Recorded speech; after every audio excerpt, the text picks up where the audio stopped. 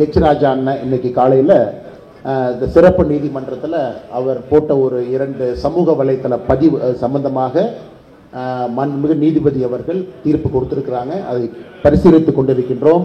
Order copy கைக்கு வரலீங்கன்னா முழுமையாக பாரதிய ஜனதா கட்சி அண்ணன் ஹெச் ராஜா அவர்களோடு நின்று கொண்டிருக்கிறது. அதன் மேல் அப்பீல் நாங்கள் போகிறோங்கன்னா அதுக்கு மேல் அப்பீல் போகிறோம்.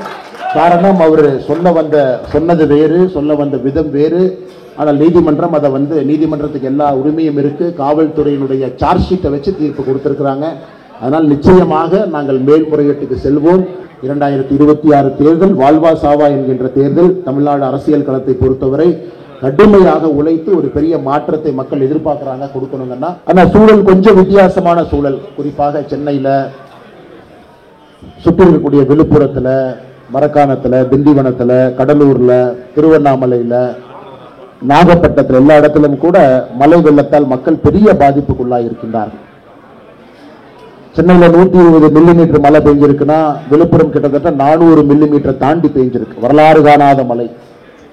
புதுச்சேரியில் 20 ஆண்டுகளாக இல்லாத ஒரு மழை மறுபடியும் பெய்ஞ்சிருக்குங்க. பெரிய அளவில் மக்கள் எல்லாரும் அவதிக்குள்ள இருக்கிறாங்க.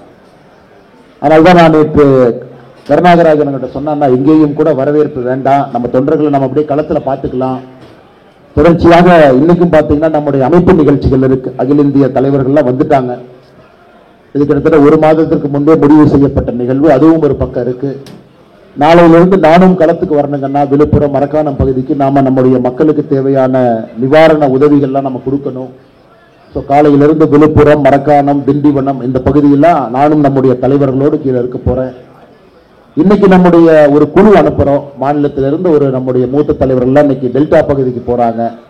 உடனடியே என்ன பிரச்சனை என்பதை பார்த்து மத்திய அரசுக்கு நாம் தெரிவிக்க வேண்டும். மத்திய பாரதிய ஜனதா கட்சியினுடைய தலைவர்களுக்கு நாம் தெரிவிக்க வேண்டும். வெள்ள சேதம் இந்த அளவுக்கு இருக்கு. அது அரசியல்வாதிக்கு பார்த்தீங்கன்னா குறிப்பா நம்ம எல்லோருக்குமே தொண்டர்களுக்கு எல்லா நேரமும் தொடர்ந்து உழைக்க வேண்டும். அதனாலதான் நான் கருணாகராஜர்கிட்ட சொன்னேன்னா, சந்திப்பு இது வேண்டாம், பட் நம்முடைய கமலாலயத்தில் இருக்கக்கூடிய தொண்டர்கள் தலைவர்கள் நம்ம சந்திச்சு அவர்கள் எல்லோரையும் கூட இன்பத்தோடு வர்றாங்க. அவர்களோட பெரிய ஒரு எதிர்பார்ப்போடு வர்றாங்க, ஒரு உத்வேகத்தோடு வர்றாங்க. அதனால் வர்றவங்களை நம்ம தடுக்க வேண்டாம். எல்லாரையும் இங்கே பார்த்து விட்டு உடனடியாக களத்துக்கு அனுப்பிடுவோம். சென்னையில் இந்த ஆண்டு பெரிய அளவுக்கு சேதம் இல்லை. ஏன்னா மழை பொழிவே குறைவு தான். 120 mm தான் பேஞ்சிருக்குன்னா. இருந்தும் சென்னையில் வழக்கமாக இருக்கக்கூடிய பகுதியில் எங்கெல்லாம் மக்கள் தாழ்வான பகுதியில் இருக்கிறாங்களோ அவர்களுக்கு சேதாரம் இருக்கு. அதனால் நம்முடைய தொண்டர்களுக்கு என்னுடைய அன்பான வேண்டுகோள், கொஞ்சம் கவனம் அங்கே கொடுங்கன்னா. என்னை நீங்க பார்த்தது, வரவேற்றது, கட்சி அலுவலகத்துக்கு வந்தது எல்லாரும் சந்தோஷமாக இருந்தாலும் கூட அடுத்த 1 வார காலம் மிக முக்கியமாக நம்முடைய பணி களத்தில் தேவைப்படுகிறது. நம்ம எல்லோரும் களத்தில் இருக்க வேண்டும். அதை சொல்ல வேண்டும் என்பதற்காகத்தான் நேரடியாக நானே மைக்குக்கு வந்துட்டேங்கன்னா. இரண்டாவது, ஒரு பெரிய உத்வேகத்தோடு நீங்க இருக்கிறீங்க. நீங்க பாரதிய ஜனதா கட்சி கடந்த 3 மாத காலமாக அமைப்பு பணிகள்ல நீங்க எல்லாம் கவனம் செலுத்திருக்கீங்க. நிறைய புதியவர்களை கட்சியில உறுப்பினர்களாக இணைச்சிருக்கிறீங்க. அதுக்கெல்லாம் முதல்ல உங்களுக்கு ஒரு பெரிய பாராட்டு சொல்லணும். மிக கடுமையாக நீங்கள் உழைத்திருக்கின்றீர்கள். சரித்திரம் காணாத அளவுக்கு, வரலாறு காணாத அளவுக்கு பாரதிய ஜனதா கட்சியில உறுப்பினர்கள் இணைந்திருக்கின்றார்கள். ஒரு ஹிஸ்டாரிக் ரெக்கார்ட். இன்னைக்கு இதற்கு முன்பு பாரதிய ஜனதா கட்சியில் எவ்வளவு உறுப்பினர்கள் இருந்தாங்களோ நேற்று கூட நான் சொன்னா 8 மடங்கு அதிகமாக இருக்கின்றார்கள். காரணம், நரேந்திர மோடி ஐயா அவருடைய ஆட்சி 10 ஆண்டு காலம் உன்னிப்பா பார்த்திருக்கிறாங்க. 10 ஆண்டு காலம் பார்த்திருக்கிறாங்க. இன்னும் நடந்து கொண்டிருக்கிறது. இன்னும் உறுப்பினர் சேர்க்கை நடந்து கொண்டிருக்கிறது. தீவிர உறுப்பினர் சேர்க்கை நடந்து கொண்டிருக்கிறது. தமிழகம் முழுவதுமே கிளை அளவில் நம்முடைய தலைவர்களுக்கான தேர்தல் நடந்து கொண்டிருக்கிறது. இன்னும் 1 வாரம் கழித்து நம்முடைய மண்டல் தலைவர்களுக்கான தேர்தல், நம்முடைய மாவட்ட தலைவர்களுக்கான தேர்தல் நடக்க இருக்கிறது. அதன் பிறகு அகில இந்திய தலைவர் வரைக்கும் வரிசையா அந்த ப்ராசஸ் இருக்குதுங்கன்னா. அதனால் இந்த மாதமும் கூட அமைப்புக்கு அதிக நேரம் நாம் கொடுக்க வேண்டி இருக்கிறது. அதற்கும் உங்களுக்கு ஒரு பெரிய நன்றியை நான் தெரிவிச்சுக்கிறேன். நிறைய புதியவர்கள், அதாவது கட்சி உறுப்பினர்கள், நான் பொறுப்புல வர்றேன், நீங்களே வந்திருக்கீங்க, நான் கட்சிக்கு நேரம் கொடுக்குறேன், நான் கிளை தலைவராக வர்றேன், நான் மண்டல் தலைவராக வருவதற்கு ஆசைப்படுகின்றேன், அதனால் நானும் இந்த கட்சியில உழைக்க வேண்டும் என்று இத்தனை காலமாக உறுப்பினராக இருந்தவர்கள் இன்னைக்கு முழு பொறுப்புக்கு வர்றீங்க. அதற்கும் இந்த நேரத்தில் நன்றி கலந்த வாழ்த்துக்களை, பாராட்டுக்களை நான் தெரிவித்துக் கொள்கின்றேன். அதே நேரத்தில் நீங்க வந்திருக்கக்கூடிய எல்லோரும் வேகமா நாங்க பார்த்துறோம்.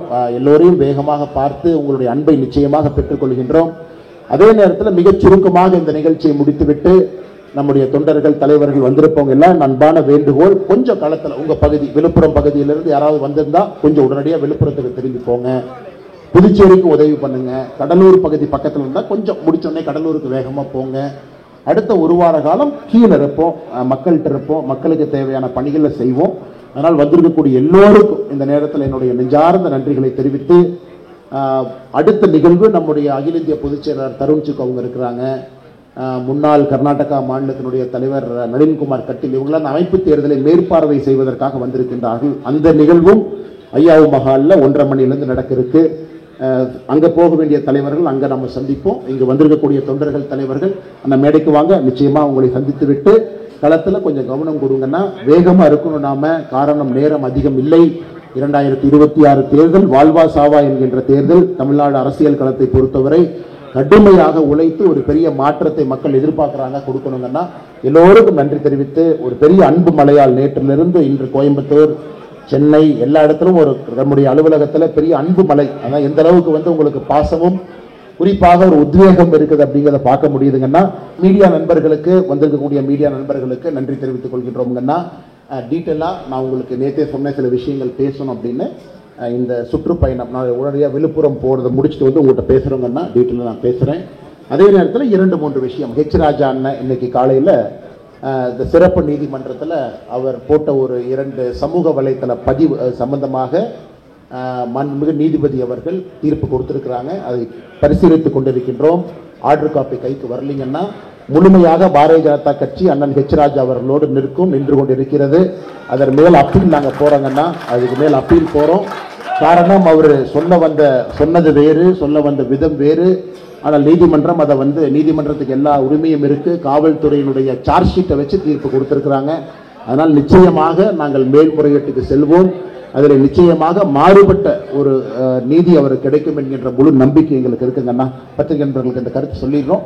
நாளைக்கு சாயங்காலம் அந்த சுற்றுப்பயணத்தை முடித்து விட்டு வந்து ஒரு முறைப்படி அமர்ந்து, ஏன்னா அந்த கூட்டத்தில் பத்திரிகையாளர் சந்திப்பு ஃப்ரீயாகவும் பண்ண முடியாதுங்கன்னா கீழே முறைப்படி ஒரு சிட் டவுன் பிரஸ் கான்ஃபரன்ஸ் நாளைக்கு இல்லை நாளானைக்கு உங்களை பார்த்து நிறைய விஷயங்கள் பேசுவதாக சொல்லியிருந்தோம். 1 மணி நேரம் இருக்குங்கன்னா நிச்சயமாக பேசுகிறோம்.